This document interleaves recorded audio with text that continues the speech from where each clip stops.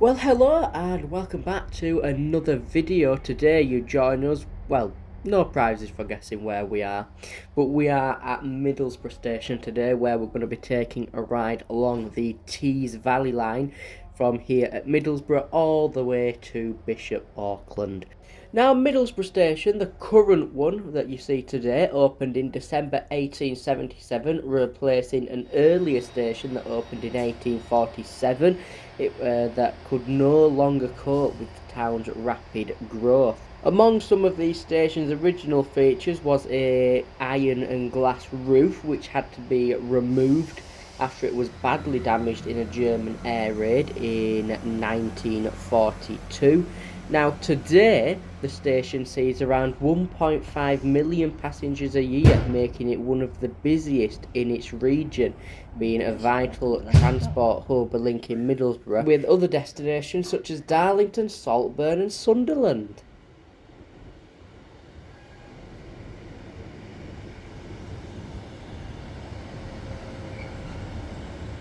The service we're going to be catching today is the 12:52 to all the way through to Bishop Auckland, originating in Saltburn and calling at Mask, Longbeck, Redcar East, Redcar Central, South Bank, and then arriving here into Middlesbrough, where it will go on to call at Thornaby, Eaglescliffe, Allens West, Dinsdale, Darlington, North Road, Heighington, Newton Aycliffe, Shildon and Bishop Auckland.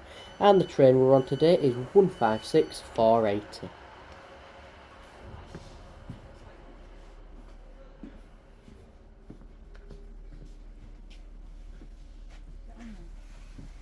Now, my first time on one of Northern's Class 156s, I'll be honest, I don't love them. They're not great. I'd say I hate them possibly more than 150s. That might be a bold statement to make, but I'm going to say it. The next station stop is Thornaby.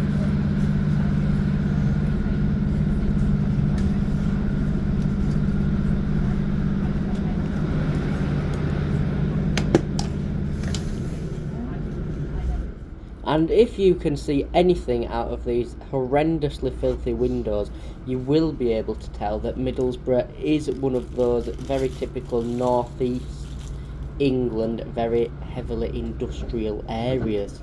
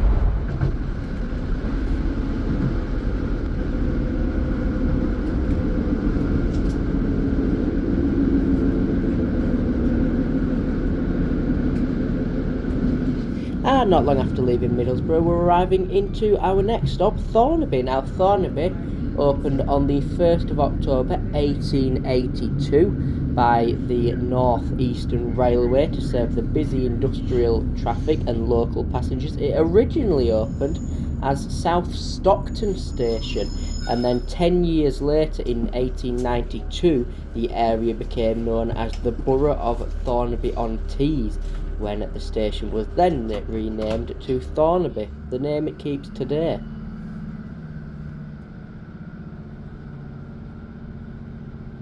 Welcome on board this Northern train to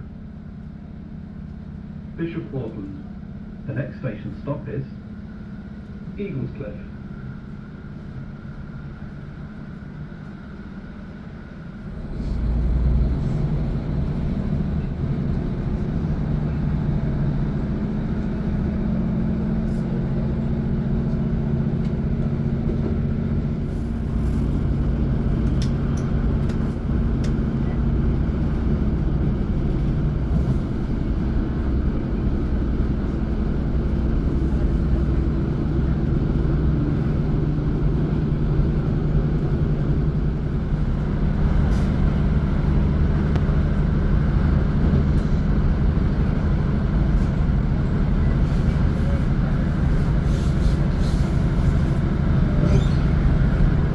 And we're now arriving into our next stop of Eaglescliffe. Now, Eaglescliffe opened on the 25th of May 1852 on the line from Melmerby to Stockton, which was built by the Leeds Northern Railway. The station was actually originally called Eaglescliffe Junction, because passengers could transfer between the different routes here. Now, there is a very interesting story actually. Now, I'm not 100% sure how true this is. However, many railway historians believe that the name was not actually supposed to be Eaglescliffe, but a misspelt sign ended up sticking, and that's how the station got its name instead of the nearby village Eaglescliffe. Now, I'm not 100% sure how true that is. I'm sure some of you will know a lot more about that than I do. Let me know in the comments.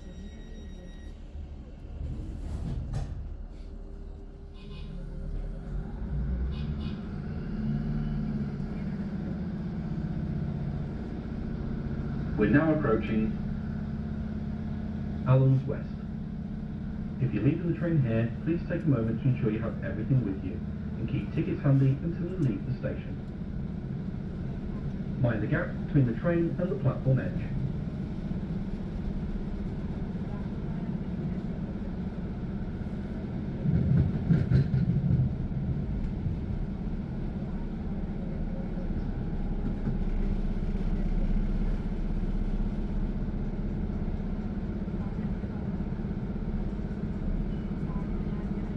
And just about a minute after leaving Eaglescliffe, we're now arriving into our next station, Allens West. Allens West was opened in October 1943 during the Second World War as Early or Yearly Nook Halt, built by the London and North Eastern Railway to save a nearby Royal Navy stores depot. It was renamed as Allens West Halt in May 1944, and then later became known simply as Allens West when it became a public station in October 1971. This is Allens West. Welcome on board this Northern Train 2. Bishop Auckland. The next station stop is Dinsdale.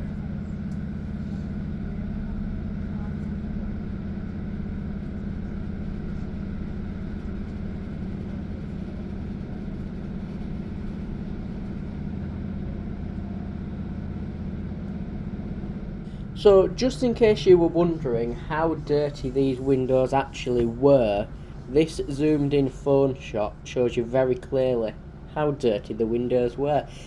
I just, like, when was the last time this train was cleaned? Because all of the trains that I saw during my time up here, specifically the 156s, were all absolutely filthy. So, it's similar to the 150s. Do they just not bother cleaning them, or what? Because I've never seen a clean one.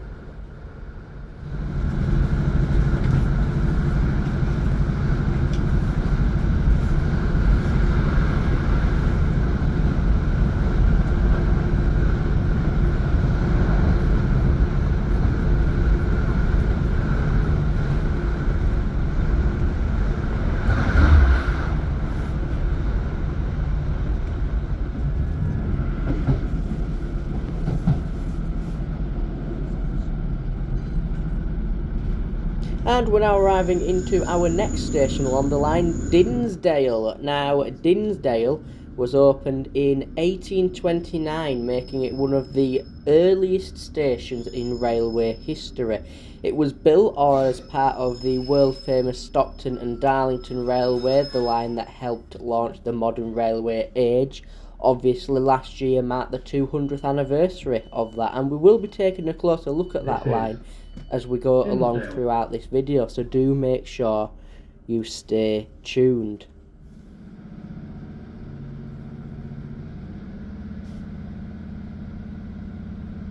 Welcome on board this Northern Train 2. Bishop Auckland. The next station stop is Darlington.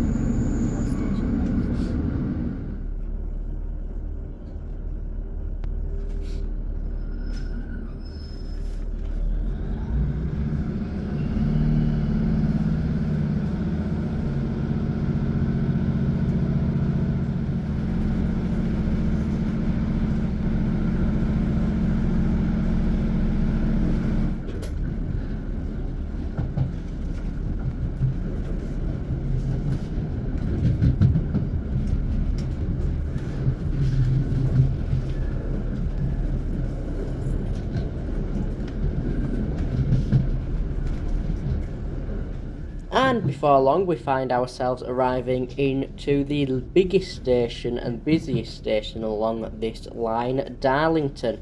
Now Darlington opened in March 1841 as part of the early expansion of Britain's railways, and then was later renamed Darlington Bank Top before returning to just Darlington. Its original Victorian station building, which you can see here, is now a Grade 2 listed landmark noted for its architectural charm and heritage. Now currently, as you will have seen just as we were arriving in there is a £140 million transformation of the station currently underway, adding 2 new platforms, a new eastern concourse, a multi-storey car park with space for 600 cars, and improved transport links, with the project expected to be finished and open in spring 2026.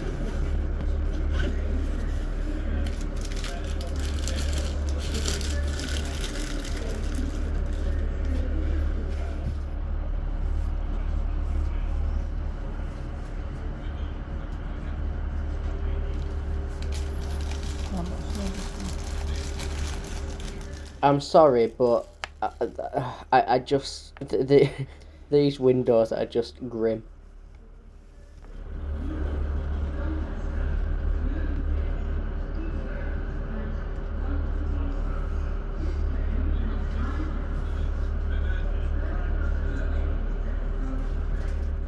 Now Darlington is obviously the busiest station along this line, being a major stop on the East Coast Main Line and being served by several operators including LNER, TransPennine, Northern and Cross Country, with services to London, York, Edinburgh and Newcastle being very frequent, along with the 1 hour Tees Valley Line trains.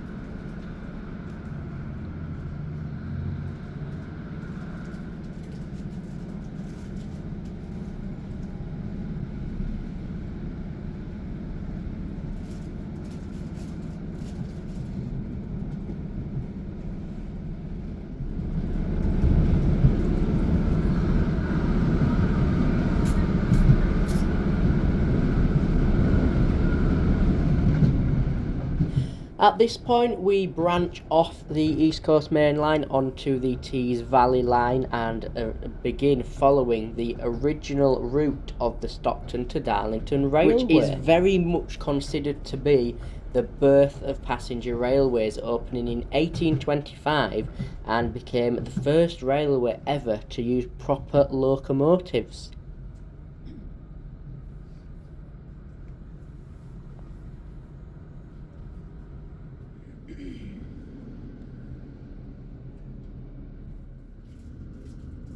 And before we know it, we're arriving into our next stop, North Road, Darlington. Now, North Road, Darlington, was opened in 1842 as part of the Stockton to Darlington Railway.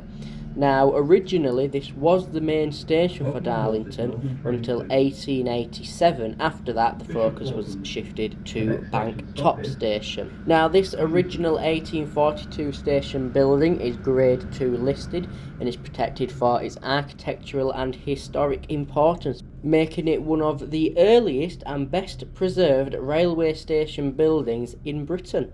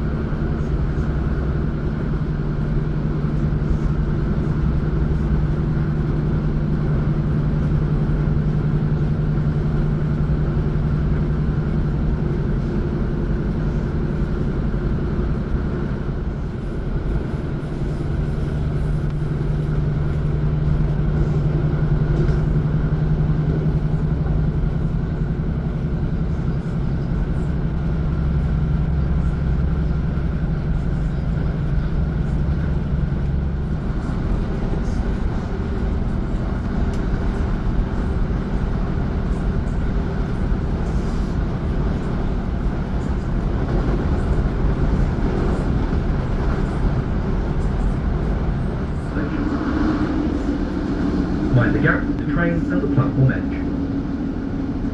If you're leaving the train here, please be aware the step down to the platform is unusually large at this station. Please take extra care.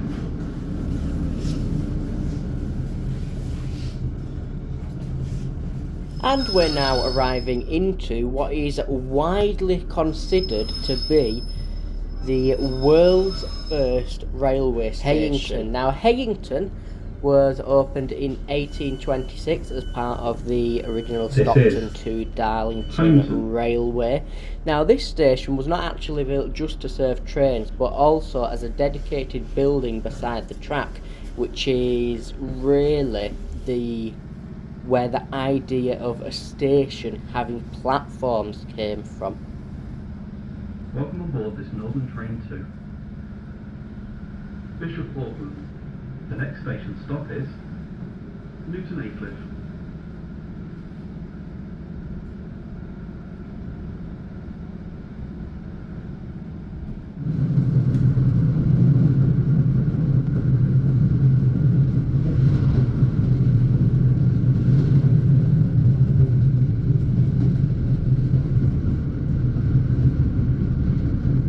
And we're shortly arriving into the newest station along the line at Newton Aycliffe. Now, Newton Aycliffe was opened on the 10th of April 1978 to support the expanding town of Newton Aycliffe, which was itself at the time one of Britain's first new towns planned after World War II.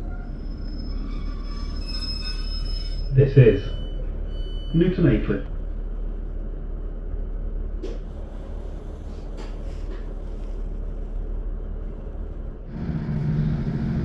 Welcome on board this Northern Train 2. Bishop Auckland. The next station stop is Shildon.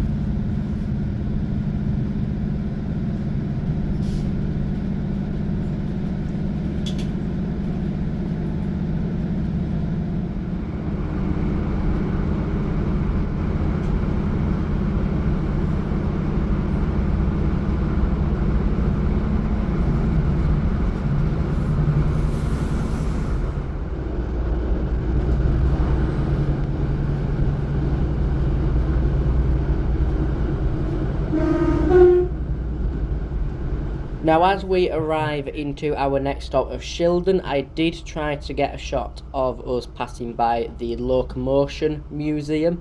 However, again, we're sat on the wrong side and the glare of the windows made it a not very good shot. However, do not panic, we went and visited the museum itself. That video will be out in a couple of weeks' time, so if you do want to take a look around the museum with us, then make sure you look out for that. That will be on the channel, as I say, very, very soon.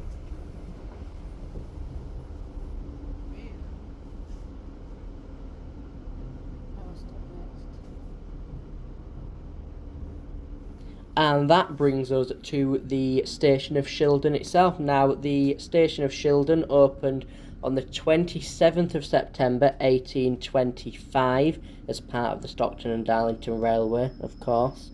Now, this station, this town, was very much is considered the birthplace of steam-powered rail travel.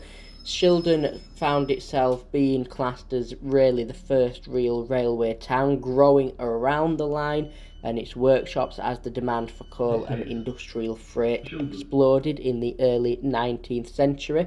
The original Shildon station was built by an engineer called Timothy Hackworth, who was a key figure in early steam locomotive development. And the murals that you've just been seeing on screen have been added to the station in recent years, as it has been transformed as part of the Shildon in Motion project, which has come together to celebrate the town's unique railway heritage.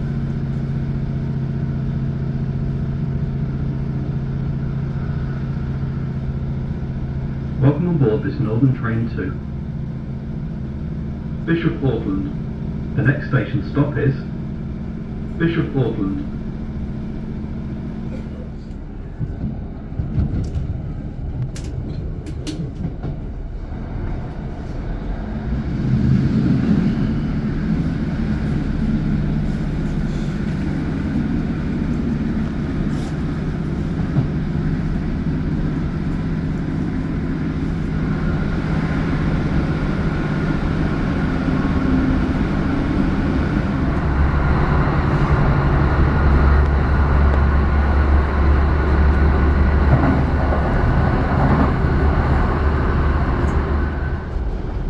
Bishop Auckland, which is our final stop.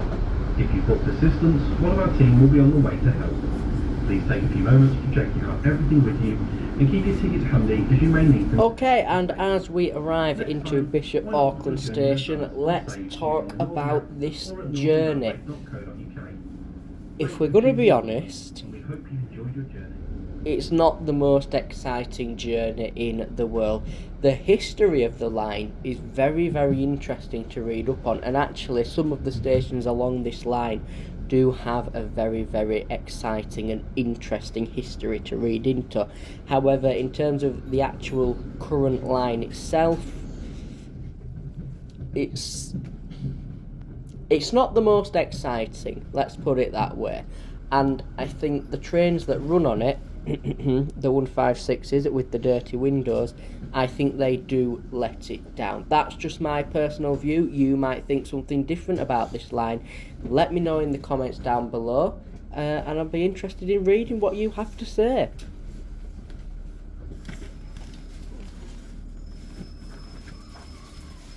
Now, funnily enough, completely coincidentally, we did happen to be on the 100 Years of the Royal Air Force liveried train 156480.